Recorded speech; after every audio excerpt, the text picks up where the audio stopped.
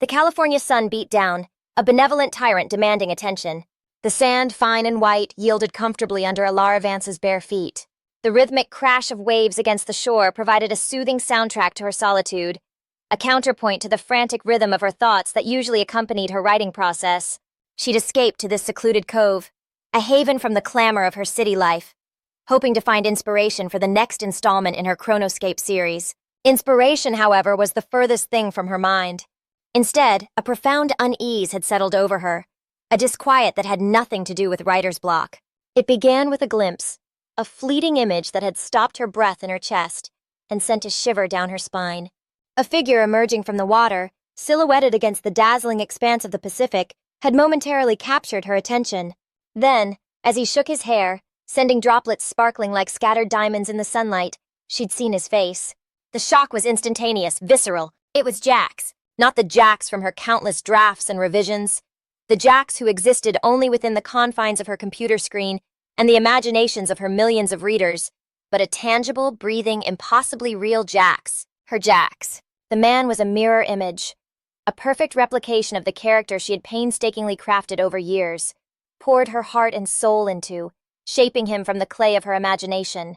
The same unruly dark hair, the same sharp jawline, the same intensely blue eyes that seemed to hold the weight of 1,000 untold stories.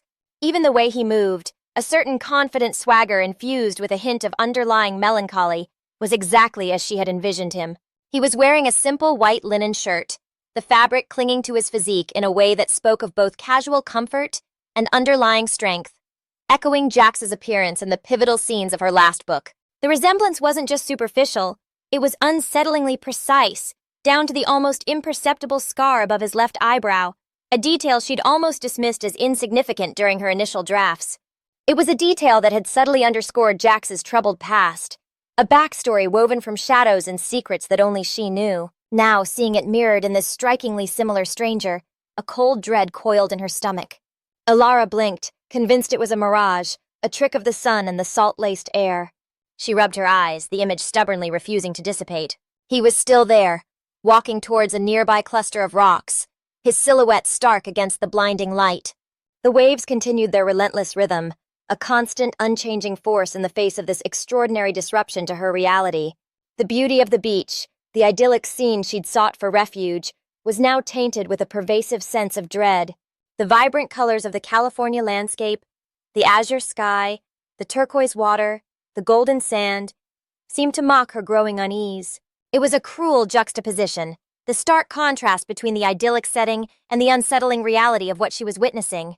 Her initial reaction had been pure disbelief, an almost childish denial that something so impossible could be happening. She told herself it was a coincidence, a chance resemblance. Plenty of men had dark hair, blue eyes, and a certain rugged handsomeness. But the more she looked, the more the similarities multiplied, weaving a tapestry of uncanny coincidence that threatened to unravel the very fabric of her sanity. The man paused, turning to face the ocean. The sunlight caught his profile, and she saw it then. The subtle curve of his lips, a familiar smirk that was a signature aspect of Jax's personality in the Chronoscape saga. A wave of nausea washed over her. This was no coincidence. This was something far more unsettling, far more impossible. The man, the near-perfect replica of her fictional creation, was throwing off the carefully constructed boundaries of her reality, seeping into her life like a rogue algorithm, a glitch in the system of her own perception. The idyllic beach scene, a moment of peace she had craved, was now a stage for an unfolding drama that threatened to consume her. She felt a deep, primal fear take root. A fear not of the man himself, but of the implications of his existence, the shattering of her well-defined reality.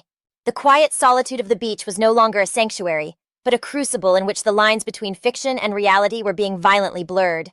The comforting rhythm of the waves seemed to have taken on a sinister undertone, a mocking reminder of the inexorable forces that were pushing her towards the precipice of a profound and terrifying unknown. She found herself captivated, paralyzed by a morbid curiosity. She couldn't tear her gaze away. Every minute detail, every nuance of his form and posture, reinforced the horrifying possibility that her beloved character, her creation, had somehow transcended the page, had broken free from the bounds of her imagination, and stepped into her own world. This wasn't just a creative block. It was a crisis of reality, a fundamental challenge to her very perception of what was real and what was not.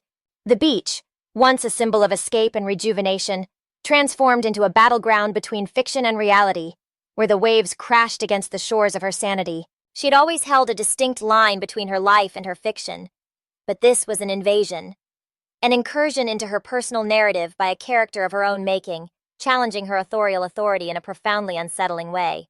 The sun beat down mercilessly. She felt a bead of sweat trickle down her temple. It was strangely hot, the air heavy and still. Even the usually comforting sound of the ocean seemed to mock her, its rhythmic crashing a constant reminder of the instability she was experiencing. She was acutely aware of her own heartbeat, a frantic drum against the backdrop of the ocean's relentless pulse. This man, this impossible mirror image of Jax, represented more than a simple case of mistaken identity. He represented a profound challenge to her understanding of reality itself. It was the start of something she couldn't possibly comprehend, a story unfolding that would unravel her carefully crafted life and leave her questioning the very nature of her creativity. The serene beach setting was transformed into a stage for a surreal and terrifying play, with her as the unwitting star. Alara took a shaky breath. She had to make a decision. She could continue to stand there, paralyzed by fear and disbelief, or she could confront the impossible, the unbelievable, Jax, standing before her on that sun-drenched California beach. The weight of her decision felt immense, a pressure almost crushing. Her reality was teetering on the edge of a precipice, a dangerous blend of imagination and reality. She had to choose her path, and the story would undoubtedly continue beyond the parameters of her control.